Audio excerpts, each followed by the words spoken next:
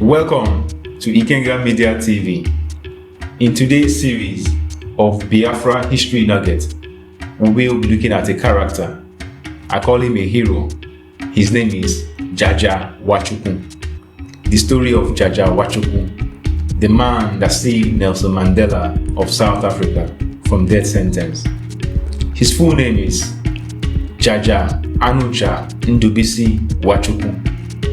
He was born 1st January 1918. Well, he was just 4 years after the Northern and the Southern Protectorate of Nigeria was amalgamated in 1914. He died 7th November 1996. He was a royal prince of Ngwaland, descendant of 20 generations of African chiefs in the Igbo country of eastern Nigeria. He was a Pan-Africanist and a Nigerian statesman. He was an astute lawyer, a politician, a diplomat, and a humanitarian. Before we go further, let's look at his education, his life, and the achievements he made that made him a hero. He graduated with a first-class degree in law from Trinity College, Dublin. Dublin is in Ireland.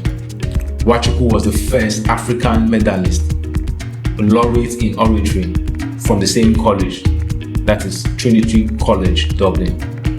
He matriculated at that same college, Trinity College, in 1939 and was in 1941 elected executive member of the College Historical Society.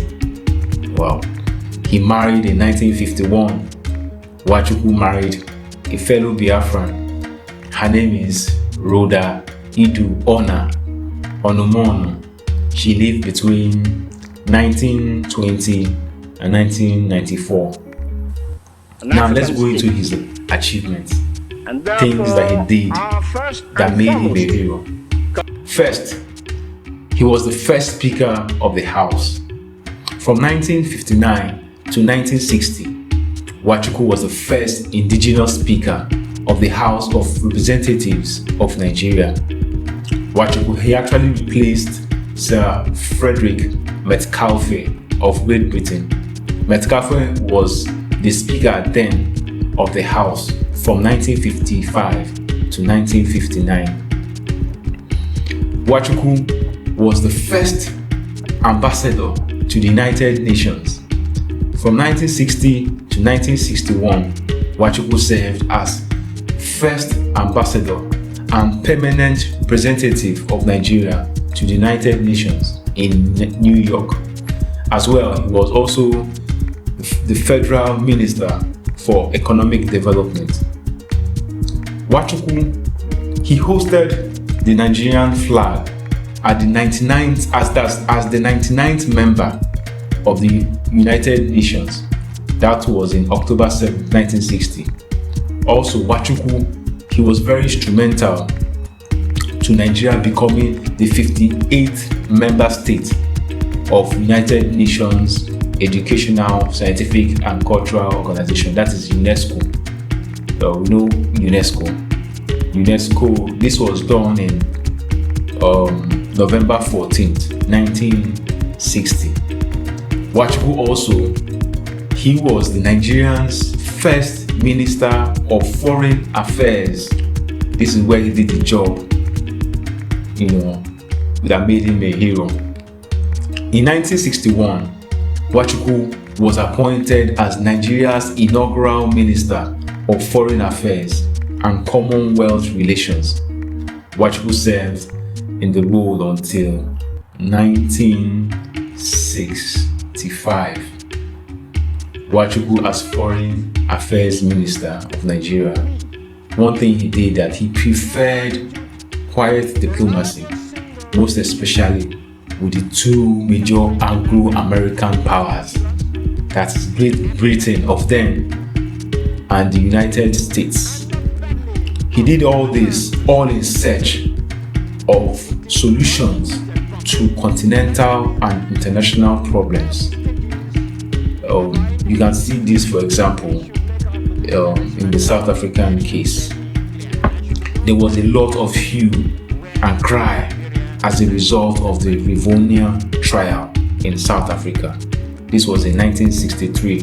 That's following the arrest of Nelson Mandela and 12 others. They were charged with sabotage and conspiracy to overthrow the government by revolution and by assisting an armed invasion of South Africa by foreign troops. These charges under South African law were treasonable and carried the death penalty. Also, you must also know that the United States listed Mandela as a terrorist. He was called a terrorist, but Wachuku saw it differently. Wachuku quietly, in trying to rescue the case, he invited the British High Commissioner in Lagos, and he also invited the United States Ambassador as at that time. And what did he do? He strongly urged them to intercede with their government to prevail on the apartheid regime in South Africa. He did this for them not to impose the death penalty on Nelson Mandela and the 12 others. Wachuku also employed these same tactics by consulting. He did a quiet consultation on the matter with the US Secretary of State and also the British Foreign Secretary. Subsequently, all this resulted in Mandela, being given a life imprisonment instead of a death sentence.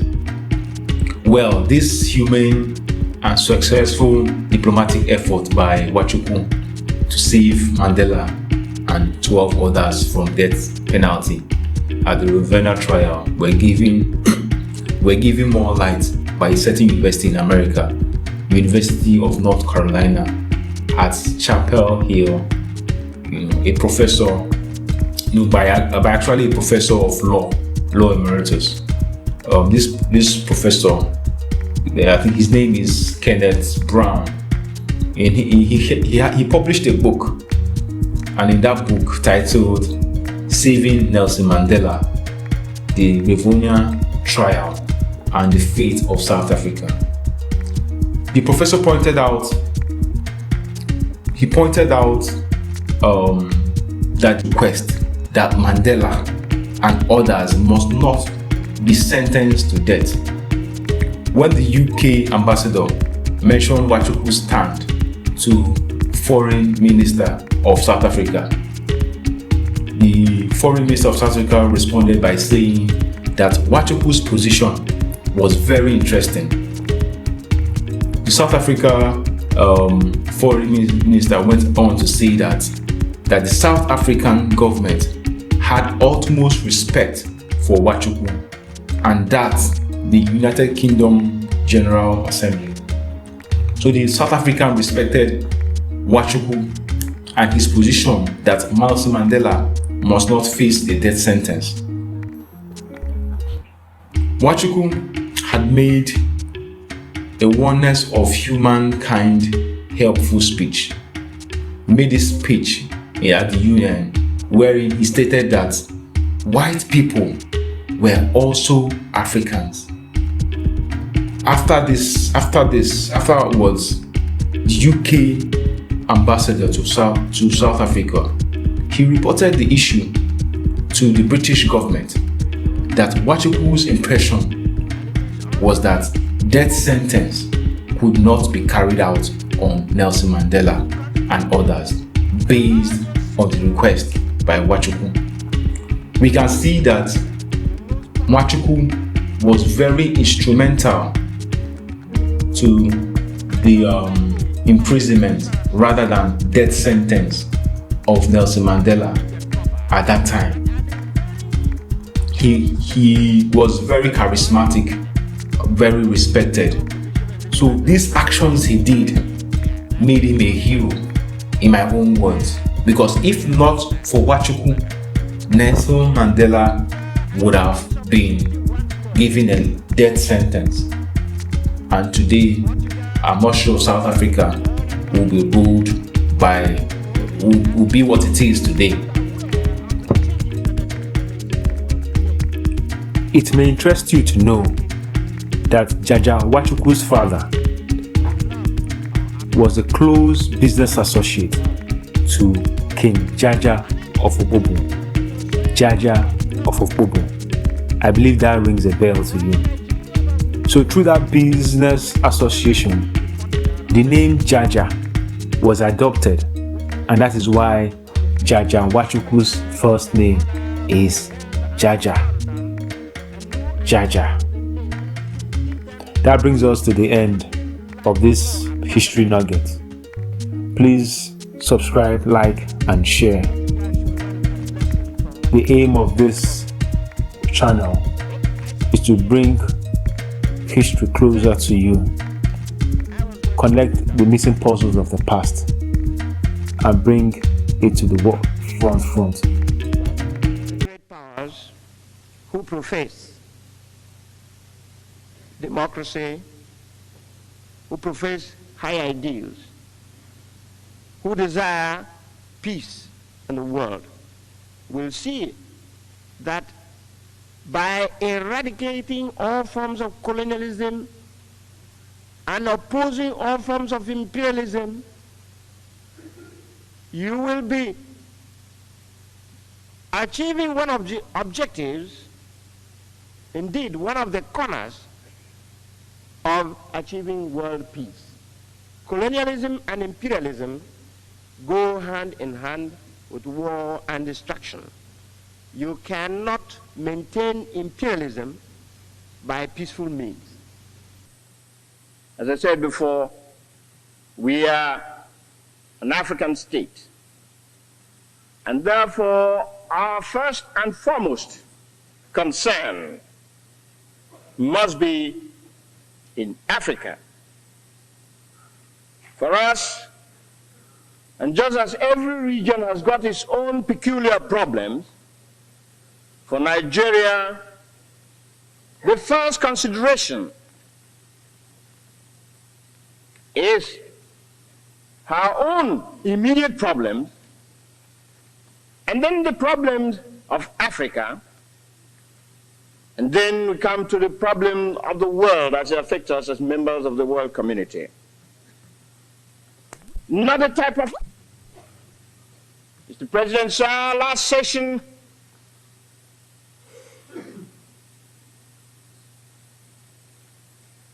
Soviet Union introduced a resolution on the abolition of colonies throughout the world. The African states participated most vigorously about that. That all those who say they're genuine friends of Africa will show their friendship by supporting that resolution, by not telling us to wait until you've solved the problem of the whole world before you begin to solve the problem of Africa. For us in Africa, these are the two major problems. Just as in Europe and Western Europe and the Western world and Eastern world, you hear of the question of Berlin, the German question, and so on. To us in Africa, the question of colonialism and abolition of colonialism and eradication